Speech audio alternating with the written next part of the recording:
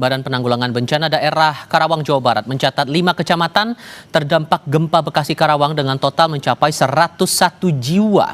Total 5 kecamatan mengalami kondisi rusak parah imbas gempa bermagnitudo 4,9 yang terpusat di 14 km Kabupaten Bekasi, Jawa Barat Rabu malam. Dari total 5 kecamatan terdampak, Kecamatan Tegalwaru adalah wilayah terparah. Selain puluhan rumah, gempa pun merusak bangunan masjid dan sekolah. Kesaksian warga saat terjadi gempa, terdengar suara patahan material rumah dan benda-benda berjatuhan, hingga warga berhamburan menyelamatkan diri. Berdasarkan data BPBD setempat, total 101 jiwa terdampak gempa ini. Beberapa di antaranya memilih bertahan di pengungsian. Posisi saya lagi tidur nonton TV di tengah rumah. Terus kemudian? Terus ada kejadian gempa, terus saya lari sama anak saya keluar. Gemuruh atau gimana Bu dengarnya? Ya itu aja runtuh, itu Goyang. goyang-goyang semua, bunyi-bunyi itu isi lemari pada berhamburan, isi lemari pada keluar, isi itu alat-alat yang ada di lemari kaca. Ada 37 rumah yang terdampak, 4 fasilitas umum yang terdampak, 38 kakak, kepala keluarga, dan 101 jiwa. Gempa susulan setelah gempa utama magnitudo 4,9 tercatat beberapa kali terjadi. BMKG mengatakan gempa bumi yang terjadi Rabu malam adalah jenis gempa bumi dangkal.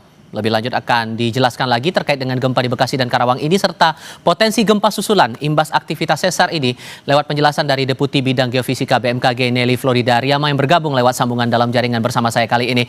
Mbak Nelly dengan Tifal, selamat malam, apa kabar Mbak? Kabar baik, Mas Tifal. Terima kasih sudah bergabung bersama kami. Boleh dijelaskan dulu sejauh ini dari pantauan setelah gempa utama tadi malam sampai sekarang udah terjadi berapa kali gempa susulan ya Mbak?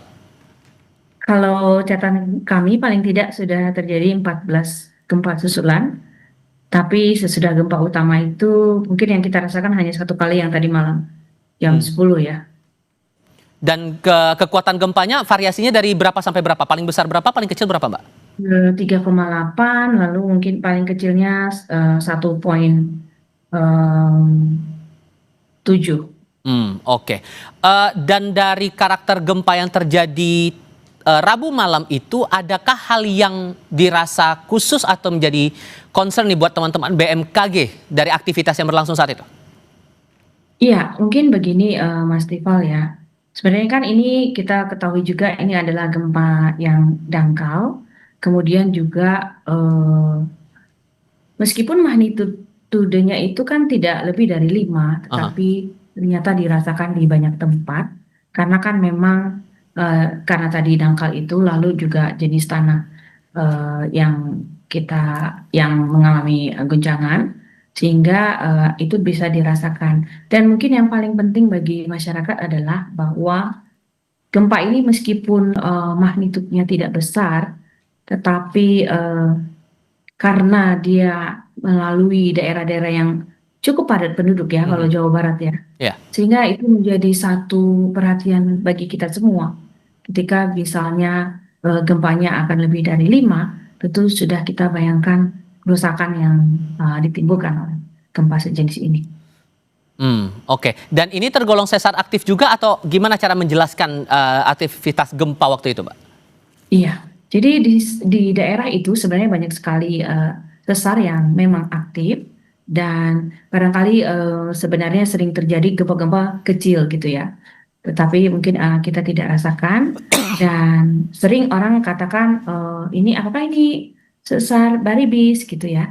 Tapi dari penelitian yang terbaru, sebenarnya sesar Baribis itu sendiri adalah segmen dari sesar yang besar ini.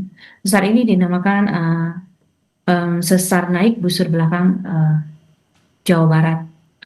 Jadi berbeda lagi lah bahasanya begitu ya? Tapi di dalamnya ada sesar Baribis. Kemudian yang di gempa yang terjadi di Karawang itu kemungkinan adalah sesar Citarum. Oke. Dan itu ada belasan segmen sesarnya. Jadi memang banyak. Sehingga sederhananya Mbak, dengan aktivitas sesar baribis itu atau bagian dari sesar baribis itu, apakah ini bertalian juga dengan sesar-sesar yang ada di sekitarnya, dan perlukah publik khawatir dengan potensi-potensi lain? Apakah akan ada gempa susulan berikutnya dengan skala yang lebih besar mungkin? Mungkin yang penting adalah kalau gempa susulan kan sudah kita ketahui ya, sampai saat ini sudah terjadi 14 kali. Tapi kan kita perlu tahu sebenarnya apakah sesar-sesar ini nanti akan menimbulkan atau pada suatu saat akan terjadi gempa besar. Nah, itu memang harus menjadi apa ya, kalau kita itu kesiapsiagaan kita lah sebagai bangsa Indonesia yang memang berada di tinggal dan memang harus kita istilahkan ya berada di dalam sesar-sesar yang memang aktif gitu. Tapi kan kita tidak tahu kapan gempa itu terjadi. Tapi paling tidak kita tahu bahwa daerah tempat tinggal kita itu dilalui oleh sesar-sesar aktif ini. Dan jumlahnya memang banyak. Kalau kami hitung di sekitar itu, di dekat pusat gempa itu sendiri ada sesar Cariu di bawahnya, kemudian ada sesar yang lain yang berdekatan gitu. Jadi memang memang kita harus waspada, intinya itu.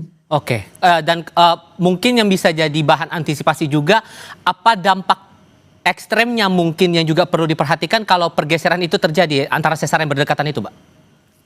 Jadi yang paling kita utamakan sebenarnya kan kita harus siap siaga dalam hal ini misalnya, karena kan itu memang daerah-daerah yang tadi sudah saya sampaikan, ada banyak penduduk yang berdomisili di sana. Tentunya kita harus memperhatikan tempat kita tinggal gitu ya, kayak itu di rumah atau bisa saja kalau itu terjadi siang hari mungkin di kantor, apakah memang bangunan yang kita miliki udah tahan gempa. Lalu ketika itu terjadi kita harus tahu reaksi yang kita lakukan itu seperti apa, respon kita seperti apa. Tentu kita harus tahu itu sehingga kita bisa menentukan langkah yang tepat gitu.